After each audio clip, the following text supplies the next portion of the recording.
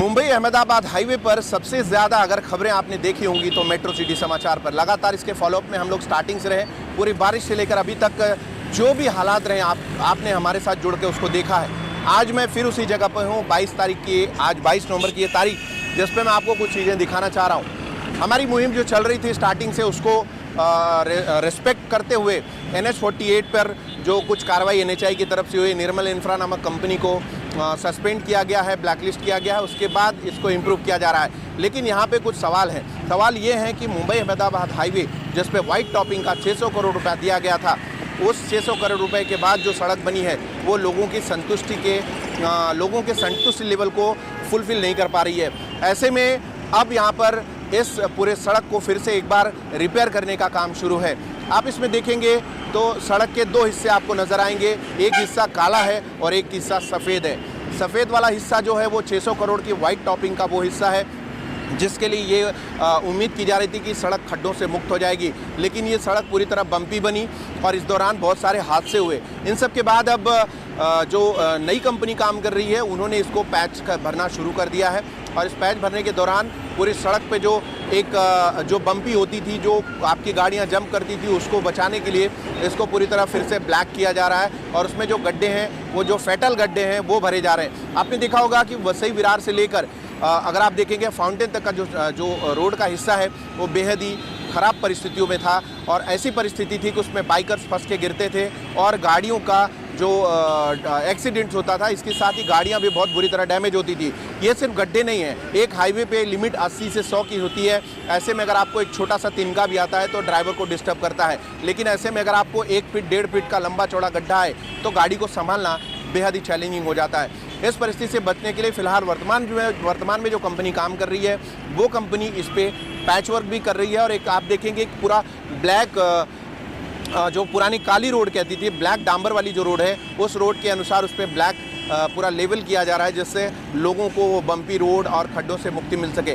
फिलहाल ये जो सड़क में जो सुधार करने की प्रक्रिया शुरू हो रही है उस सड़क सुधार प्रक्रिया में ये टेक्निकल पॉइंट अगर देखेंगे तो भी क्वेश्चन मार्क है, क्योंकि ये सवाल ये है कि इस सड़क पर इस तरीके का काला जो डांबर लगाया जा रहा है वो सीमेंट पे चिपकेगा, क्योंकि उसका साइंस अलग होता है, इसका साइंस अलग होता है। लेकिन मुझे जो समझ में आ रहा है कि ये टेम्परेरी व्यवस्था इसलिए की जा रही है कि लोगों को कम से कम बारिश के पहले तक जो ट्रैवलर्स हैं उनको एक सुखद ट्रैवलिंग का अनुभव हो सके, एक्सपीरियंस हो सके, उसके लिए आज ये जो जगह है यहाँ पे मैं खड़ा हूँ, ये जो जगह है ये फाउंटेन का इलाका है। एक बार दिखा दीजिए घुमा के।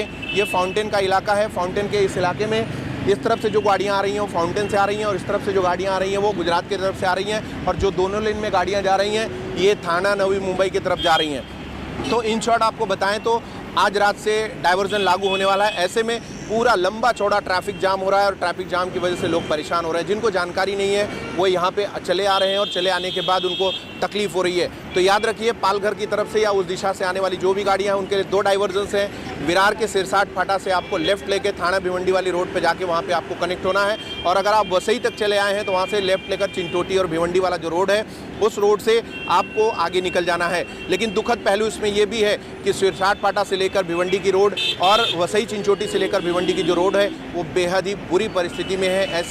ऐसे में जो है ड्राइवर्स को बहुत बड़ा चैलेंज है उनकी ट्रैवलिंग पूरी करना। लेकिन मरता क्या न करता वाली कहावत यहाँ पर लागू होती है। आपको अगर ट्रैफिक जाम में नहीं जूझना है, यहाँ घंटों खड़े नहीं रहना है, चलते रहना है, तो आपको उसी रास्ते का एकमात्र पर्याय है। जो ट्रैफिक DCP हैं वीरकर साहब, उन्होंने ये नोटिफिकेशन जारी करके ये लोगों को सूचित करने के लिए नोटिफिकेशन जारी किया हुआ है जिससे अगले 24 घंटे में लोगों को तकलीफें ना हो।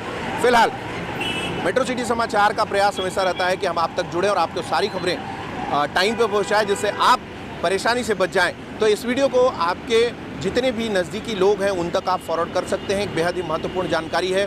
जो लोग कम टाइम लेकर ट्रैवलिंग के लिए निकलते हैं उनके लिए समस्या होती है, उनको रोड रास्ते पर ट्रैफिक जाम लगता है तो उनको समस्या होती है और उनके बाकी उनकी जो ट्रैवलिंग के दौरान जो उनकी फैमिलीज़ हैं उनको पैनिक होना पड़ता है, परेशानी होनी पड़ती है। आपने देखा था पिछली बार ये भी खबर आई थी कि जब पिछली बार ये घोड़बंदर रोड रिपेयर हो रहा था उस दौरान यहाँ पे कोई टॉयलेट्स नहीं है, रोड पे कोई सुविधा नहीं है, इवन पानी के बोतल तक के लिए लोग तरस गए और एक एक पानी का बोतल 20-25 रुपए में वेंडर्स बेच के गए थे। और उससे ज़्यादा दुखद पहलू ये था कि उस गाड़ियों में जो महिला वर्ग जो ट्रैवल कर रही थी उनके लिए टॉयलेट्स की बड़ी असुविधा हो रही थी, तो उनको कहीं ना कहीं जंगलों में जाना पड़ा था।